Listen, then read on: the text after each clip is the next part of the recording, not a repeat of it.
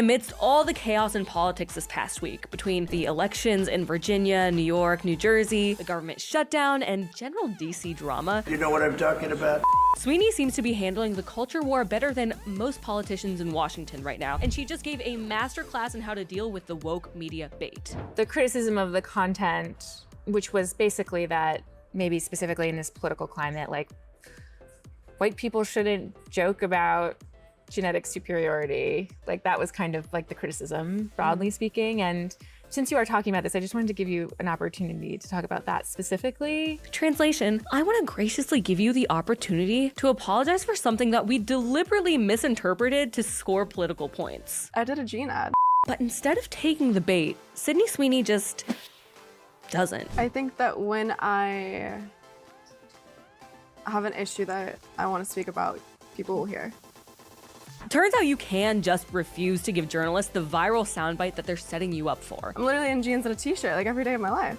And honestly, this poor GQ journo looks like she's being completely sincere. Jeans are uncontroversial. Jeans are awesome. Which is way more disturbing to think about. She's not being overtly snake-like and trying to trap Sydney Sweeney, but she genuinely thinks she's giving her an opportunity to get back into culture's good graces for the made-up crime of being a hot white person. You look great in your jeans. And I just love that Sydney Sweeney's response was as simple as, I'm not getting into that. And here's also that journalist trying to get her to admit that she likes Trump. The president tweeted about the jeans ad, or Truth Socialed about the jeans ad, and that just seems to me like a very crazy moment for anyone. And I wondered what that was like. It was surreal. It was surreal. Mm-hmm. And it would be totally human. I would probably feel like thankful that somebody had my back in public, you know, and conveniently, some very powerful people had my back in public. And I wondered if you felt that way.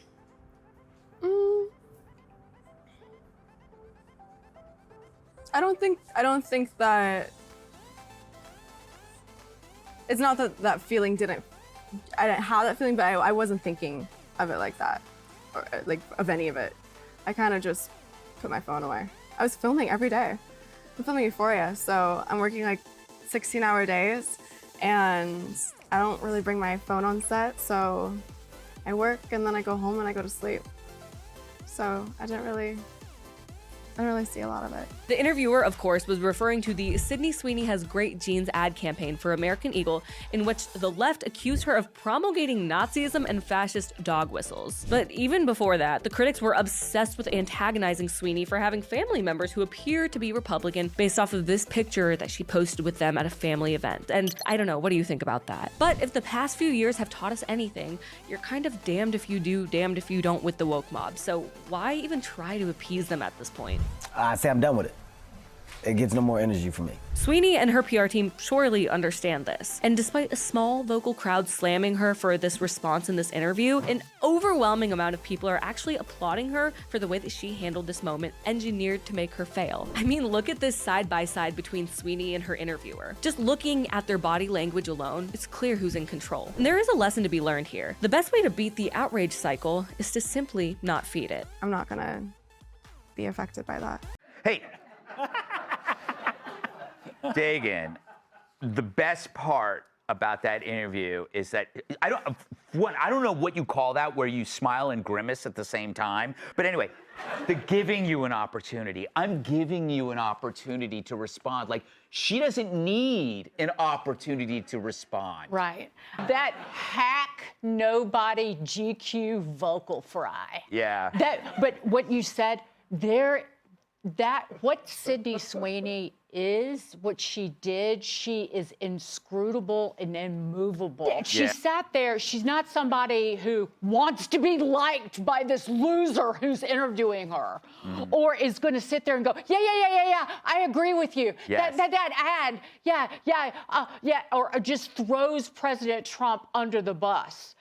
That she is going to sit. She doesn't. What a comparison. Go ahead. She doesn't need to belong to the group of losers like Jane Fonda and Cynthia Nixon currently residing in the Where Are They Now file.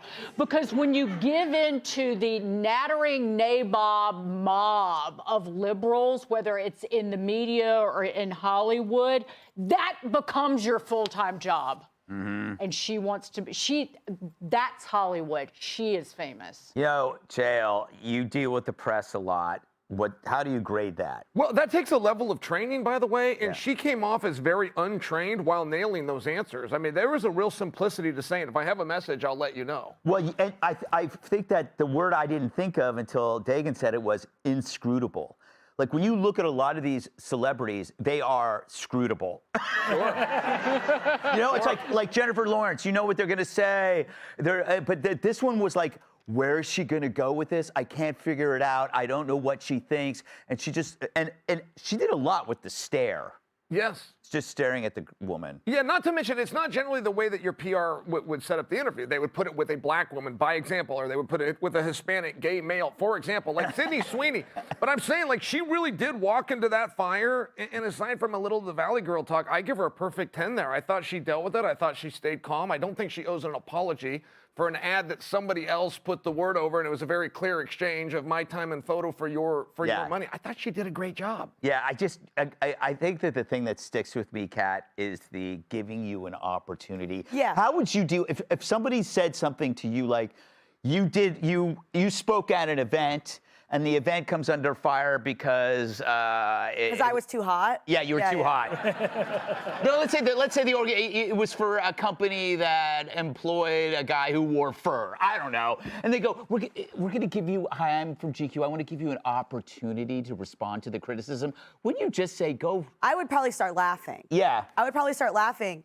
And it is funny. It's really like she's one of the most famous people, at least in the country right now, where it's like, she has trouble getting people to listen. Like, yes. It wasn't until this lady showed up that anyone would ever listen to what you had to say. Yes, they're too busy. That's the first time I heard her voice. Yeah, so like, you're welcome. Like, it's, or I would have been like, would you like to talk about your whiteness? Because, like, you're also a white lady who's interviewing me. Happened to notice that. Yeah, like, hey, well, let's talk about why don't you whiteness. talk about it? What about your whiteness? Yeah. It's just so, just the idea of, like, I'm giving you an opportunity to talk about it.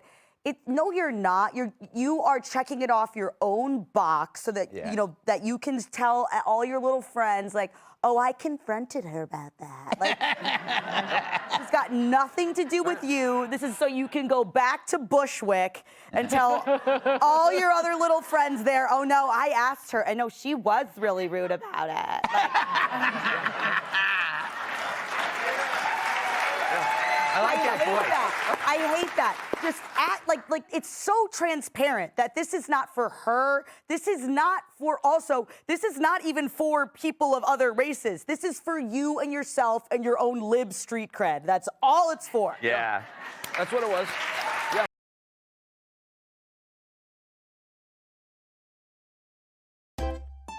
If you enjoy this content, please consider subscribing to my channel to stay up to date with future videos. Thank you for watching.